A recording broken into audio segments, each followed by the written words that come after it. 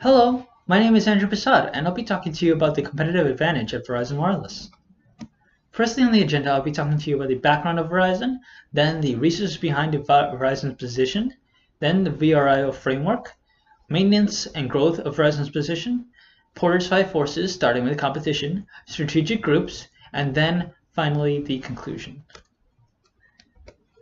First off, Verizon was created in 2000 and it started as a joint venture between Verizon Communications and Britain's Vodafone.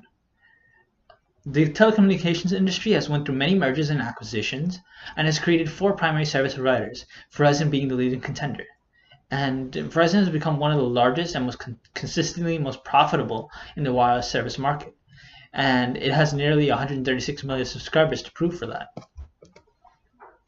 So the resources behind Verizon's position are its network performance and its customer service. The coverage of the network performance is very wide in the fact that it provides data to a lot of its customers. The amount of that being said, with the amount of coverage that Verizon has, there are very few dead zones in the first place, and it has fast 3G, 4G, and 5G networks. The customer service, Verizon has this highly rated customer service model where there are very few drop calls, which is the number of calls cut off due to technical reasons, and a very low churn rate, which is the amount of time given before a customer leaves a service provider. This is actually very important because it costs about $400 to $600 to acquire a customer, and to regain the loss of the customer would take a month. If churn rates are high, the profitability would be making up most of the cost of acquiring the customers. In regards to the VRIO framework, the value of the network performance is again stated on the previous slide. The network performance rarity, in regards to that, the features aren't actually considered rare, but the field of coverage is. The field coverage of the resource is considered rare. The fiber optic service and cell phone towers isn't exclusive to any particular phone company, but the fact that Verizon covers 95% of the country means that there are fewer drop calls and dead zones in the country as compared to its competitors. The network performance replication of Verizon is very costly due to building all these phone towers and copying all the other resources. There's a very low likelihood that Verizon's network performance would be replicated by its competitors.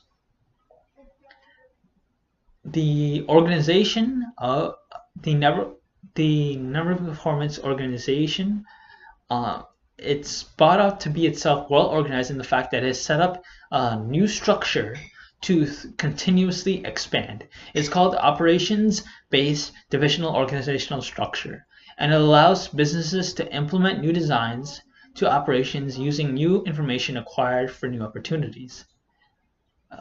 The customer service side, the value of the customer service is again stated on the previous page. The rarity, however, the customer service is not necessarily a unique factor in comparing businesses. However, J.D. Powers has ruled it timely and greater satisfaction for the third consecutive time as compared to its competitors. Thus, it could be considered rare. The customer service replication, it is actually possible for companies to actually match and supersede Verizon's customer service, provided that they invest enough resources to exhibit faster service and greater satisfaction. The customer service organization, using the operations-based divisional organizational structure, has become more flexible in adjusting policies and procedures to a particular region. The maintenance and growth of position. So in regards to that, Verizon needs to keep on updating. They have to keep on updating their customer service model, fiber optics data, and coverage as well. So that being said, if they do wish to grow, they could also expand to international markets. There's a possibility of getting a piece of the market in first world countries that already have pre-established phone towers, or even work together with cell phone towers within the US or other cell phone tower companies to establish a market in third world ones. But as of right now, it seems as if they're focusing on developing locally within the US as in its current model. For its competition, Verizon is the leading member in the wireless telecommunications industry, owning 38% of the market shares. Next is AT&T with 33%. Sprint and T-Mobile are actually tied for 15% of the market shares. T-Mobile has been adding a significant amount of customers as of 2016, and Sprint has added aggressive price promotions to keep its shares on the rise. Verizon's competitors have invested a lot of capital into catching up to Verizon in regards to its wide coverage, and the gap may actually be closing within the next 10 years or so. So within that time period, Verizon must find a way to differentiate itself again. So the bargaining power of buyers. Buyers have a strong bargaining power, and it's easy and inexpensive to change. Customers can switch from one carrier to another within an hour or less, while keeping the same phone number and experiencing no service interruption at all. Verizon's competitors constantly run into promotions offering perks specifically to customers who switch from Verizon. For example, Sprint ran a campaign in late 2015 and early 2016 to actually cut customers' bills in half. The promotion even covered the cost of terminating a Verizon contract early.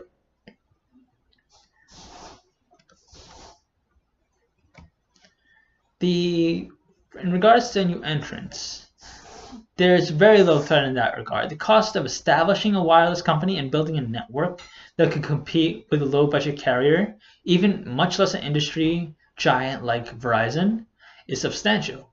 Additionally, wireless service companies must go through government regulations before even earning any money.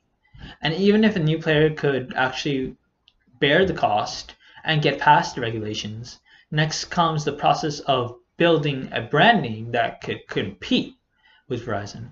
Verizon has been around for nearly 20 years, and especially in the early days of the industry, and has spent years building its name. So it's very unlikely that a company can arrive in the scene and clear the necessary hurdles to compete with Verizon. The bargaining power of suppliers. Again, there's very little option to move. There's very little power as there's the option to move to different providers. Verizon calls on suppliers for products to help them build and expand network infrastructure and for components to manufacture physical products. The number of suppliers Verizon has to choose from is huge. So therefore, the US cell tower market is currently dominated by three companies: American Tower Corporation, SBA Communication Corporation, and Crown Castle International Corporation. And in contrast, the number of companies that have the capital to supply to, like Verizon, is limited.